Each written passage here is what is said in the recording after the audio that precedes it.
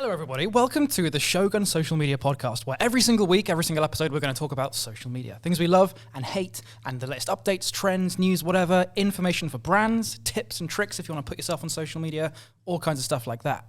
My name is George. We also have Freddie and Amy. Nice. And first thing we always do is Freddie kicks off with industry news within the world of social media. So Freddie, what's happening? Guys, it was torn this week, right? I could have gone for the fact that TikTok has basically ripped off Be Real, but we always talk about that. So Snapchat has launched for web. Did you know that? You can now use it. I know, right? This is why I didn't tell you. On the web? Yeah, you can now use it on desktop. If you wanted to, you can go out there and use it, right? Did not know that. So Wow. first of all, I want to say it's such a strange feeling, right? Because you think, oh, Snapchat, get my phone out, blah, blah, blah. But you can do the full works, but on your laptop. Right? Yeah. I used to think, are they actually going to bring something out like this? Or is it just going to stay on, iPhone, Android, just a phone? But now the fact that it's gone onto like a desktop or a laptop is crazy. Yeah. So that says to me that you can be more deliberate, can't you? If you can like make a video or make a photo on the computer and then upload it and not disappear. Yeah, so this has come from the app. It's basically scaling up. So they're now going to use sections within the app. So all your friends' birthdays will be on there, so you never miss a birthday. Unread messages and open messages. So the actual app will change. But Oh, wow. this has actually been around since July, I found out. So Snapchat Plus members have been able to use it. I always wondered, what do they actually get being a Snapchat Plus member?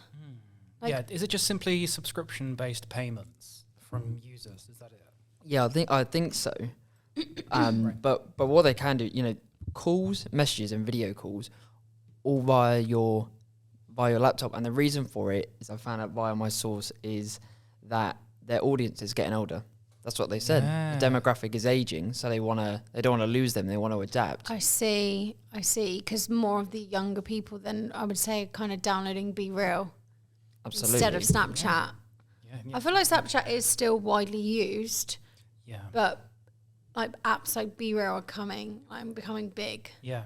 Do you reckon as well that to go along with the aging demographic, it's also more aimed at brands? Because if it's based on a computer, then it just feels more kind of like a normal marketing channel to the more like older marketing people, don't it? Because then they don't have to use their phone at all. It's just maybe something like that.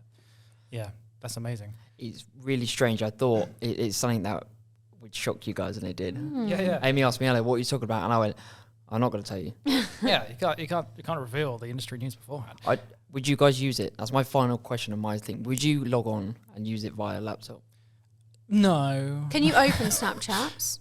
Yeah, you could do the full works. Video calls, messages, photos. It depends how good it is, because this could be a bit of a game changer here, in the sense of, will you now use Snapchat when you're abroad instead of things like, I don't know, it's not social media, but FaceTime?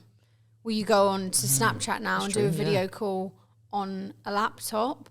It's a bit like WhatsApp as well. Yeah, and the holiday thing you say, Amy, is a really good point, because there's Snap Map within Snapchat, which is a really popular thing that people do. And in terms of, like getting businesses and companies located on a Snap Map as well is quite a big part of Snapchat. So yeah, maybe if you picture that on a laptop, that's again something that's a traditional, Google Maps. Google Maps has been around for bloody ages, and every marketer knows about Google Maps. But if you say, oh, you can do that on Snapchat now on the computer, they'll be like, oh, really? I thought Snapchat was just mobile. Yeah. No.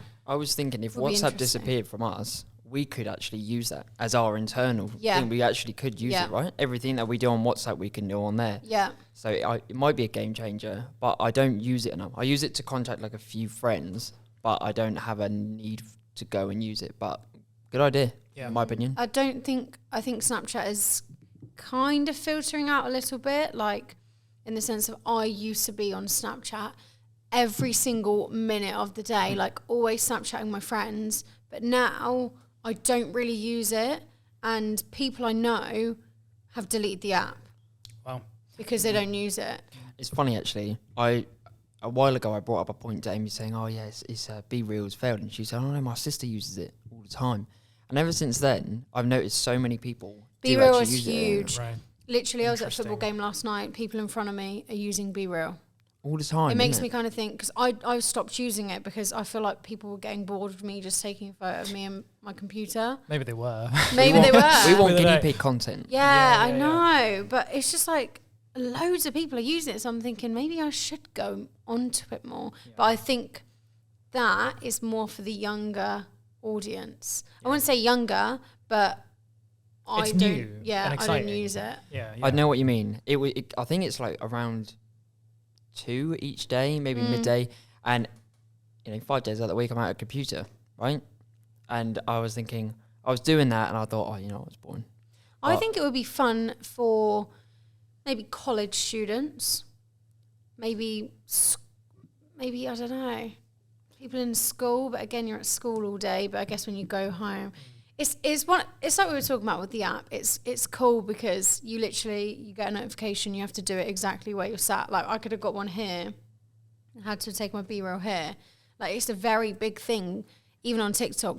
There's TikToks made where people want to be in the right moment at the right time. Yeah, I've seen TikToks go viral where obviously people are lining the streets to see the Queen, and they've managed to get a selfie, like a flip selfie, at the exact right time of her being there. And that being timed correctly with when the app sends you an alert. Yeah. Right. And it's like maybe where you're at a festival and you're literally at the front row and your B-roll goes off. It's things like that. People love showing that. Like my sister, when we were at the Formula One, she was like, I really want my B-reel to go off, because she wanted to take a photo of it. So I've noticed there is a trend where people take it really seriously. My mates are like, oh my God, it's going to drop at the football game. Oh my God, like we got to, and I think. So does that mean there's going to be a big filter where it's like most people like you guys have kind of dropped it, whereas 1% of users go, no, I'm taking it seriously. The 1% will be the ones remaining, and they'll be like the Be Real influencers in 3 years' time. Maybe. I feel like brands kind of did start to jump on it as well. I'm not quite sure, but I have definitely seen a brand on social media. I can't remember who it was, and I don't want to say the wrong brand, but I have definitely seen a brand say, add me on Be Real. So... Was it a kind of modern brand? Yeah. Yeah, right. I can't remember what brand it was. I've seen one. It was AU, classic me. Classic. But they didn't say add me. They did it. I think they launched a product, and the front one was like a vodka like popsicle looking at the thing, and then the back. I can't remember what the back thing was. But people are using it as like one-off spins. And like behind the scenes, people are using it like, oh, check us out. This is actually what. Say it was a clothes brand, for instance. Look, we're designing the clothes. You can't see the clothes, obviously, because that would be showing the designs and things like that. But we're in the middle of designing things. Or this is what we do behind the scenes that you don't know about. Like you see the clothes, but you don't see what goes into it. So maybe that's why people like to go on brands to be more authentic at the end of the day. But yeah, it's an app which I think is good, but it's a younger demographic, I would say. Yeah, and maybe Snapchat know that. Maybe that's the point. It's like you say, Snapchat say, okay, it's time to move to the browser, guys. It's time to kind of like open up browser technologies and say, okay, fine, build stuff on your computer and then upload to Snapchat straight away. Yeah, like you can go on Instagram on a laptop. Yeah. You can go on every other social media, but it was just Snapchat, really. I find it weird how, on like Instagram, you can't do the full works on desktop, but you can. You can literally do everything on Snapchat, on thing. Be interesting. I'd love to review this in 6 months and have a look at their users, because I looked today and, like, for example, Tumblr's gone down like a ski slope. Of course it has. Tumblr was so big, like it was really big. It was so big, wasn't it? Yeah, but then you can say things like Bebo. I was talking about that earlier with the SEO guy. I think the interesting thing about like Bebo and MySpace though is that was before the peak of it. That was before social media became a thing. That was when social media was kind of it wasn't really even called social media. It was just, do you have this page? Like, do you have a page or something? And that's it. I feel like the word on the term social media is so new. Yeah. Because it would just be like, have you got Facebook or have you got Instagram? Are you on social media? And now it's, are you on social media? Do you what are you on? That terminology, are you on Facebook? It reminds me of my nan. Yeah, I was just thinking of this Always Sunny in Philadelphia bit when the waitress goes, oh, I don't have online. And then Dan's just like, you don't have online. What are you talking about? Yeah, same vibes. But that's my industry news this week, team. Hopefully next week be as good, because I thought that was a really good one. That was a good one. Yeah, that's all good. Yeah, my creator highlight of the week. Bit of a weird, it's a strong one today. Strong in that it's in the news. So, you might not call her a creator in some context, some views, but she's more of a journalist. So, have you guys heard of Serial, the podcast? No. Serial is the podcast that created the podcast boom about 10-ish years ago, something like that. Mm-hmm. It was the one that basically said, have you heard of podcasting? It was like, obviously there's Joe Rogan going around for ages, but that was more of just a guy chatting, doing interviews. Serial wasn't interviews. It was a journalist. Have you never heard the story of Serial? I honestly haven't. No, okay, fine. It's a history lesson with George. Cool. Yes. So Serial, this is what's so cool about Serial, right? It's quite a dark subject. So Serial revolves around this journalist called Sarah Koenig. And she started a podcast called Serial about 10-ish years ago, something like that, 15 years ago. And what she was doing is she was interviewing these old relatives and police officers and judges and stuff of someone who was convicted for murdering someone in America. So she's American. Wow. There was this old case in America from like 1999. This guy called Adnan Syed, he was convicted of murdering someone.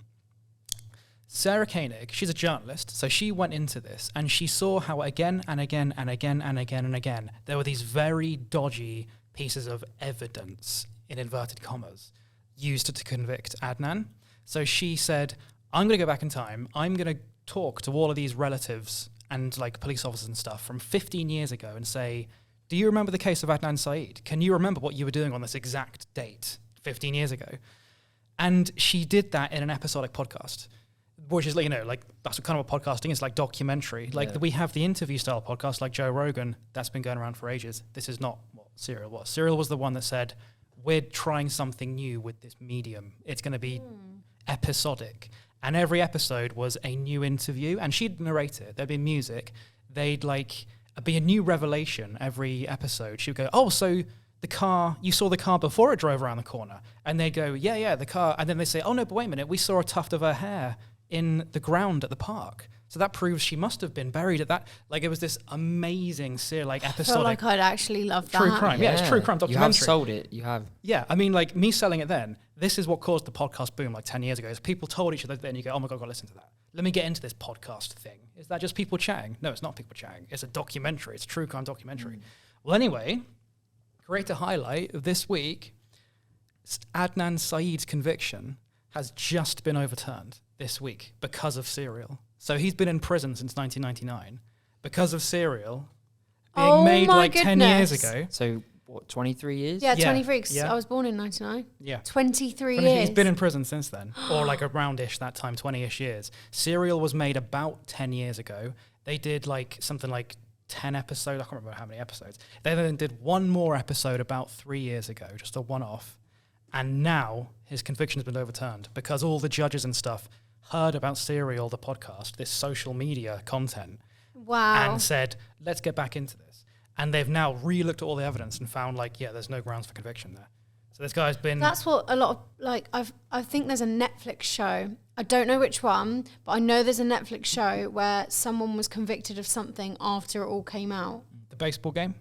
I don't know, it could be that. Okay, there was something like that on Netflix where someone used like footage of a baseball game and it proved that he was at a baseball game, like on the day of this murder. Oh, I think I've seen that. Maybe that's there's. I think I've seen something like that. But it just shows, that the power of content. The power of content literally can change someone's life. Like we've said this so many times. Yeah. It can change someone's life. It has literally freed him from all of his convictions.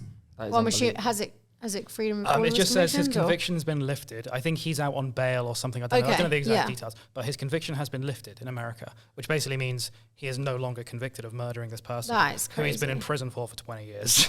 Like you said, because of a podcast. It just shows the value of social media and what it can do. Yeah, so the creator highlight is Sarah Koenig, and she's always been the journalist she's always said she's not like an expert. She's just a journalist who is kind of interviewing people, and that's it. But I love that. Social media thing. I love that people take their personal branding. It is. I love it when they take it seriously. And she's like, yeah, you know what? I'm no expert, but I'm just going to do my thing. And she obviously enjoys it.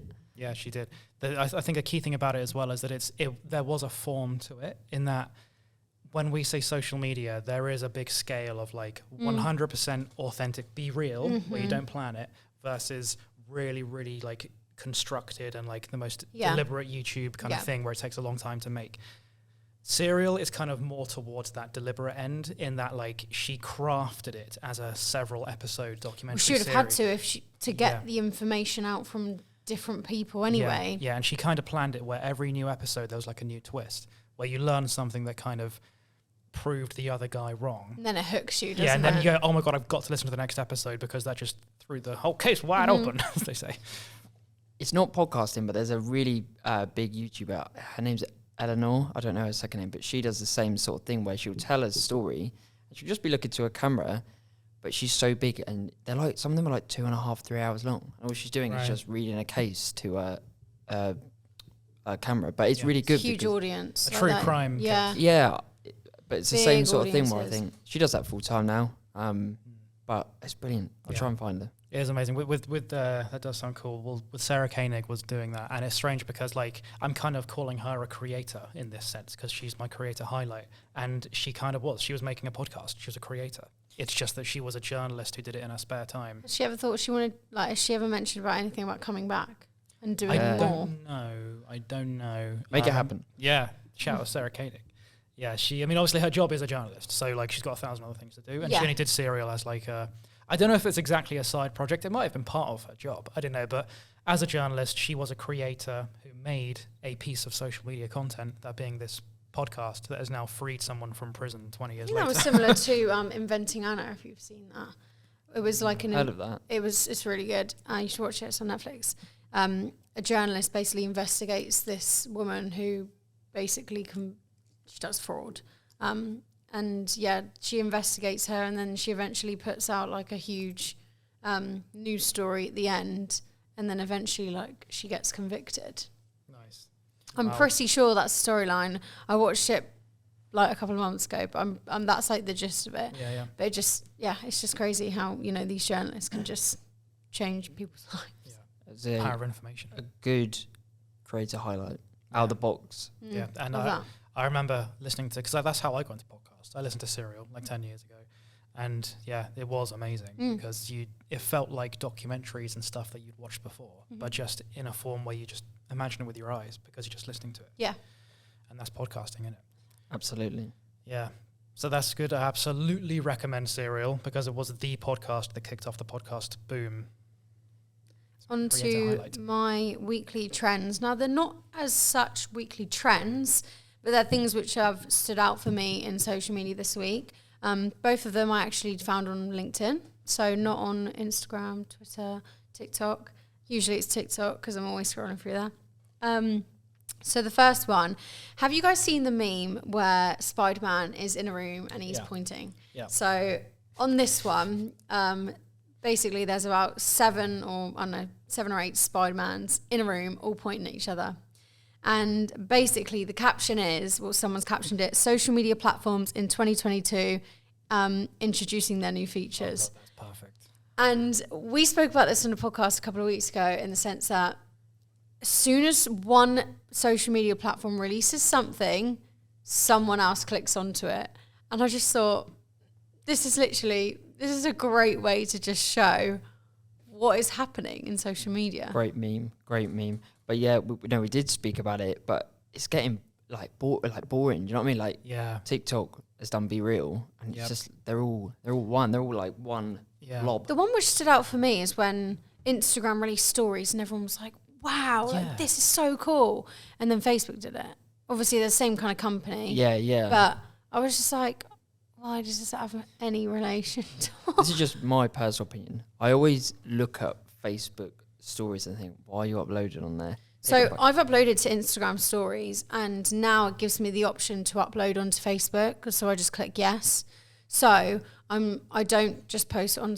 I don't go out my way to post it on Facebook. People have the setting linked now, and I don't think that you could be out, like you was able to do that in the past.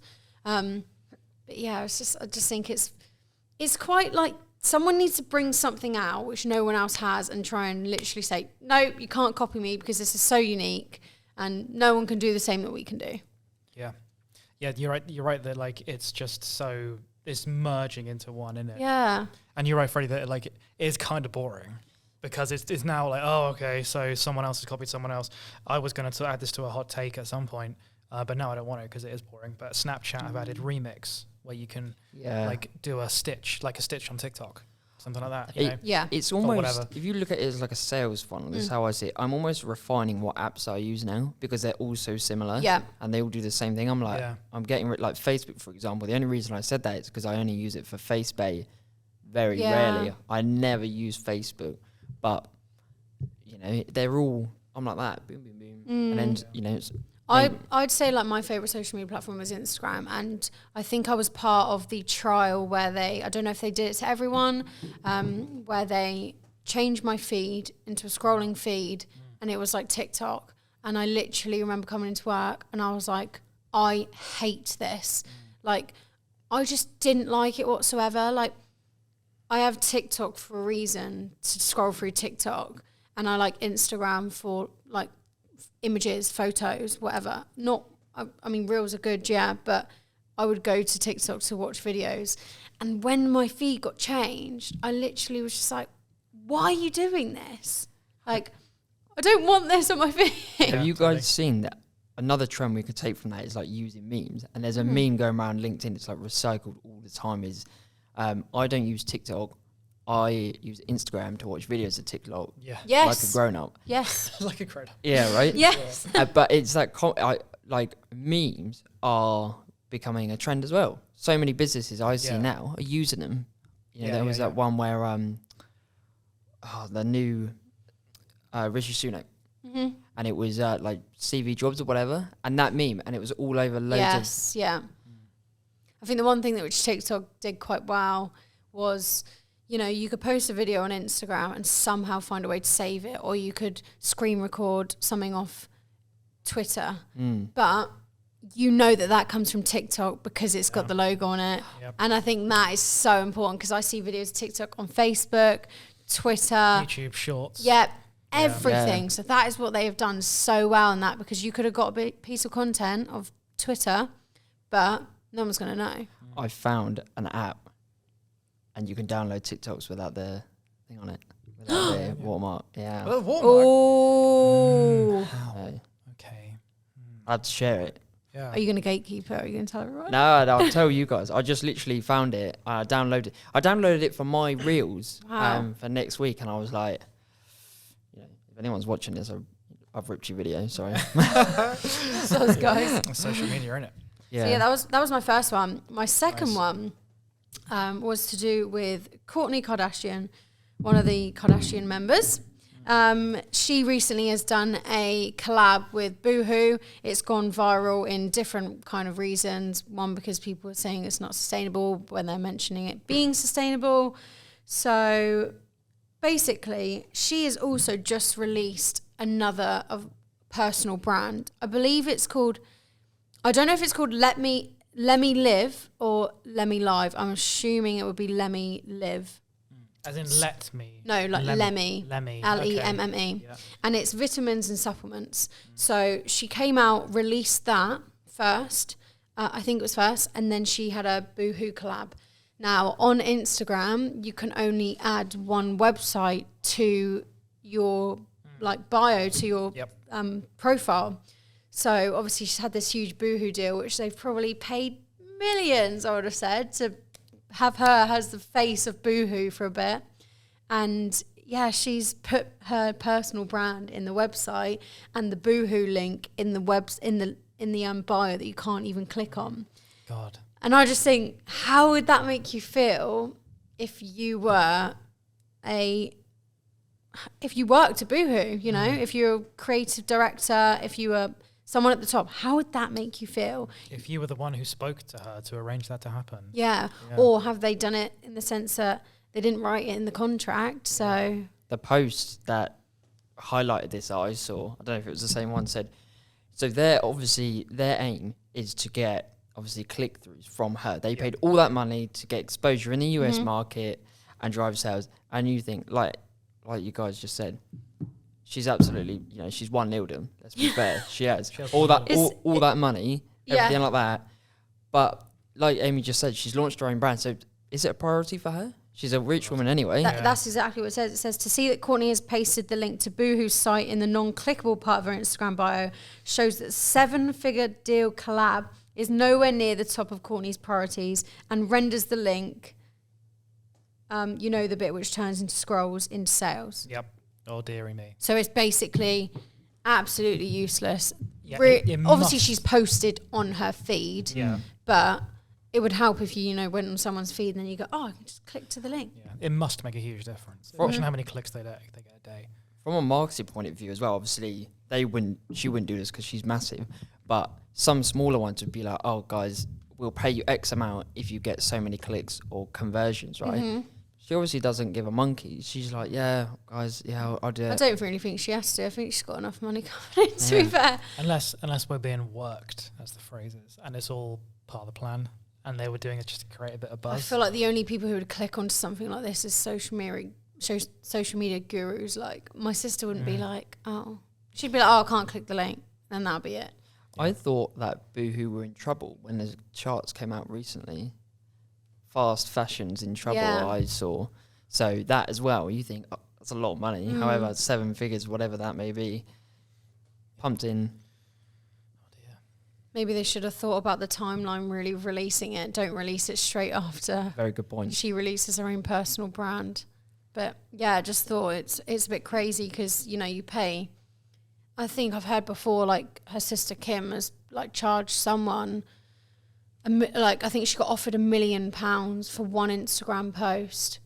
And I think Kanye didn't want her to do it. So he basically said, like, please don't do it. And then, like, she got a I can't remember what it was, like an envelope through the door, and it was like, you are a part owner of Yeezy or something to do with that. Okay. So basically it was like, I can pay that off. Like, you don't need to post about this because I can pay it off. But like £1 million to do a post. How much was Kourtney actually paid to do that post? And then would it have been in her deal to say, you need to have this in your bio? I feel like that comes down to the logistics. Do you know what it comes down to? Kris Jenner, and she's a genius. She's a genius. The brains, yeah. Yeah, right. It is, isn't it? Releasing 2 things at once. Everyone's talking about Kourtney. Do you know what I mean? Like, that's what I mean. Is it a work? It could be. Yeah. The mastermind of Kris Jenner. She has the mind of. She's just amazing. But yeah, I just thought it was a bit of a bummer for Boohoo, and hopefully it doesn't affect their sales too much. Another banger. But that was really, really good point to bring out because it's got us talking. To be fair. Yeah. Mm-hmm. Shocking. So, Freddie, do you have any hot takes of the week? I do. I got one from this weekend. Do you guys know Away Days? Yes. The channel. Yeah. Ellis? Nope. So Ellis from Away Days, his channel is Away Days in football, but he collects loads of football shirts. He buys like bundles from eBay, reviews them, all that fun stuff, right? Travels all over the world to go to like car boot sales and all that fun stuff, right?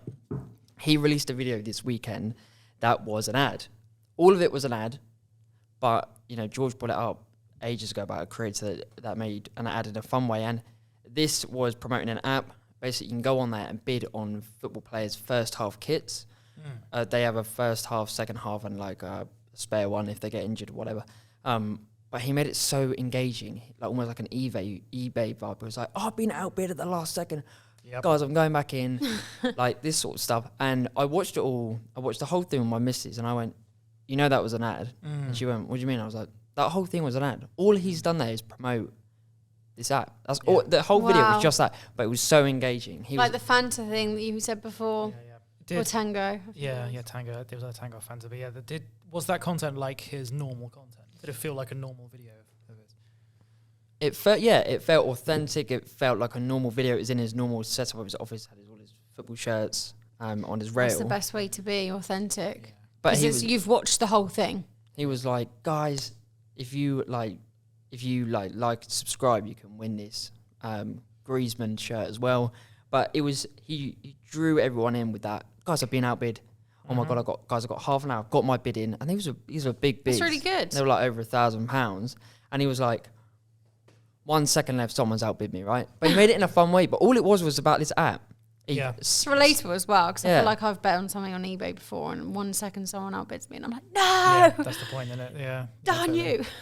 Yeah, there's, I can't remember where I heard the phrase, but it's a phrase, sincerity is the most important thing in the world. And if you can fake that, you're laughing, which is such a good phrase. If you can fake non-fakeness. Yeah, but I just thought it was brilliant. I thought, since George mentioned that, and then I watched this and I was like, this guy's got it. Same thing. This guy gets it. It's kind of like relating it to the John Lewis ad, I'd say. People actually like watching that. Yeah. And they know it's John Lewis. We all know it's John Lewis. Yeah. But we're watching the ad Over and over on YouTube. over and over. Have you guys ever YouTubed a Christmas ad? Yeah. Oh my, yes. Well, why are you asking? Yes. Amy? I know. Yeah, Amy's probably doing that every day. Oh my goodness, yes. Yeah, you're totally right. Yeah, interesting. Yeah, well, my hot take is a tiny, tiny little one. On TikTok, you pause a video by clicking it, tapping it. On Instagram, if you tap it, it just mutes it. Yes. And I hate that. And that's my hot take. I just hate it. If you click it, if you tap it, just do you know what? You can't pause it. You have to like hold it to pause it. Yeah, you do. Do you know what?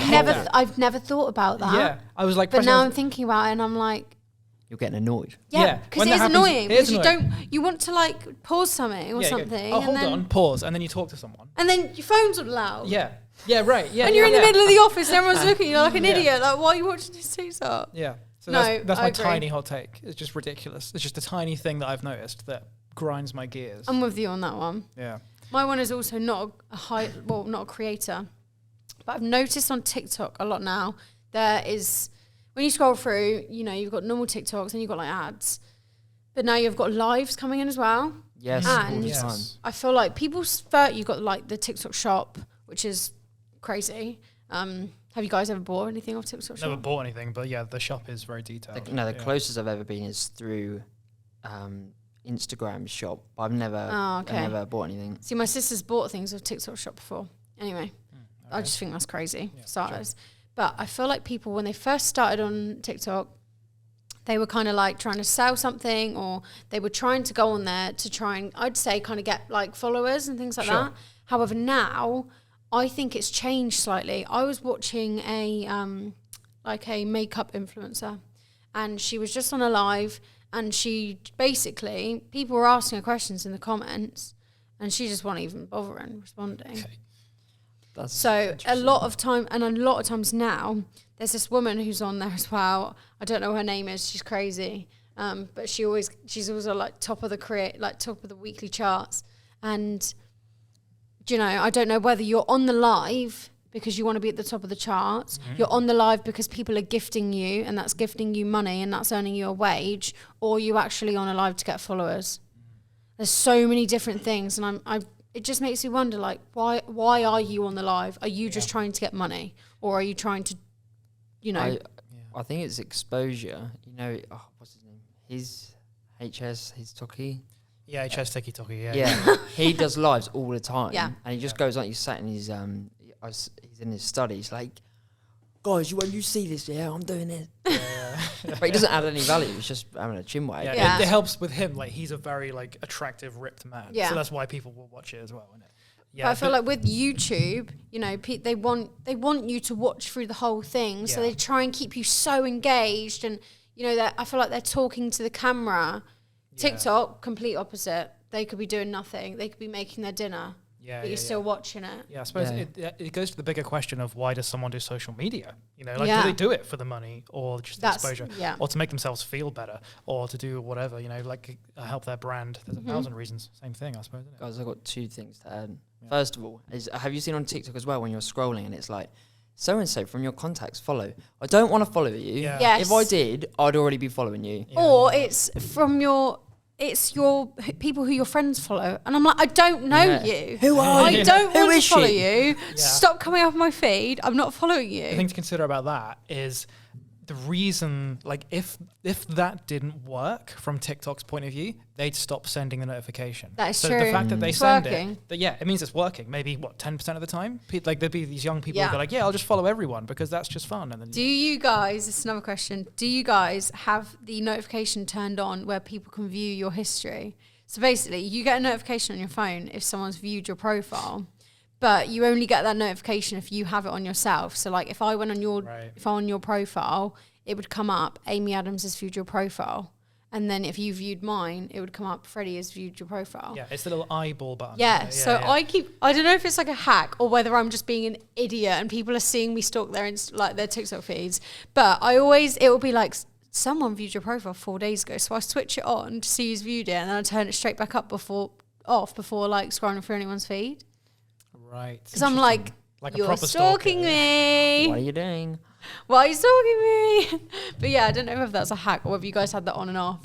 I don't even know if I have that on or off. I remember pressing it once. I don't really use it. Like I have like a profile to just like the work content. Yeah, to be fair. Yeah. The other thing I was going to say is where George, you just said who's on social media for money. And I said like it might be in like episode 2 or 3 about that one influencer I watched that's just so lazy. I don't watch her anymore, and it came up and suggested I tuned in this weekend, and she's got a nice house, does naffle with her time, I presume, because she comes across really lazy. Anyway, she was like, guys, I went to McDonald's the other day, got loads of instant wins, and now I'm going to do only eating it for 24 hours. And she only does it from like midday to the end. And I just like, that really annoys me because I think you're in such a privileged life and position. Yeah, that's true. And I don't know, like if tomorrow, if you walked out of here and you became an influencer, wouldn't you do stuff like plan everything? Wouldn't you just plan your content? Wouldn't you look on YouTube about what's trending? Yeah. You'd think, wouldn't you? I think I would, but it's so hard because it's one of those situations where you don't know until it happens to you. She might also just be scared that she's just going to get hated whatever she does now, so she just might think, you know what, I'm just doing whatever I want to do. I can't be asked for someone to, because that's where it's so like toxic, social media. You can do one wrong thing. Say, for instance, that I was talking about Ryanair. Yeah. I hate for it, guys. It's up to 48k though now. Yeah. So big shout out to Amy. Yeah. Shout out to I'm Amy. just bigging up this girl from Ryanair, like I hate it. But it just shows we were just having a conversation about one thing and just people just have their own opinions on it. People love it, yeah. There's on wrestling, there's this wrestler, he's an AEW wrestler called Eddie Kingston, and there's this one promo thing of an episode where he said Eddie Kingston addresses his enemies coming Tuesday. We need to do Amy addresses her enemies. Yeah. Just you reading through all the comments and going like, yeah, okay, I knew you username number 236. Oh my God. Do you know what I mean? Though? Episode 14, episode 13. Just so, I just don't understand things like that. Like, maybe that's why people don't want to focus on social media, because anything they do, they're going to get hate for. Yeah. I've mentioned it in the past. These influencers have house accounts. Molly May's house account, I think, is on 1 million followers. A house account. Don't get me wrong, her house is beautiful. I follow the account. I'm one of those people. But, you get these, it could be any age, but I like to call them, these women who just sit in bed, don't do anything all day, wait to pick up the kids from school, and they're like, that sofa is the most vile thing I've ever seen in my life. You should die. Yeah. Right, and it's like, stupid, yeah. What? This influencer, her friend, she came out last month and she hadn't uploaded in 3 months, and she was like, I just got loads of hate. And all she did was she did like B&M reviews, Get Ready With Me, 24 hours, like the normal stuff. Yeah, like oh my God, I love B&M. She did like those reviews, and she was like, I'd stop 3 months. Because people turn it into, why are you buying that from B&M? That's so tacky. And and it's like, well, it's not anything to do with you. If that's what she likes to do, and she wants to buy, then she can buy what she wants. It's super strange. If you went around everyone's house in this office, everyone has different tastes, right? Yeah. You'd be like, that's so white, that's so this, blah, blah, But blah. that's why you have the freedom of speech on social media to say whatever you want to some regard, but people just take it that step too far. Yeah. Maybe we could do an episode where we talk about all the hate comment. No. The double.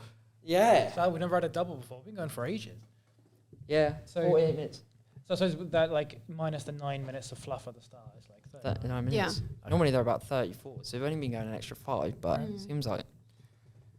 Anyway, yeah, that's probably everything in it. Shall I just do the close? Yeah. Shall I do the closing message? Yeah. Okay. Well, that's probably everything for this episode of the Shogun Social Media Podcast. If you liked what you heard, liked what you saw, please give us a like. Tell us below in the comment section what you hated or liked. We want to see from hate comments as well. No more hate comments for Amy, please. No more hate comments. I was wrong. Spread the hate. I'm joking. You can do what you want, guys. Engagement is engagement. Yeah. Do a stupid comment. You gave me 48,000 views. Yeah. And over like 250 followers. Snap. Okay, nice. Who's the real winner? Shogun Social. Oh dear. Yeah, so if you want more of this, then please follow us for the next episode, and we will see you next time. So my name is George, and we just had Freddie and Amy. Lovely. So thank you so much, everybody, and we'll see you next episode. Bye.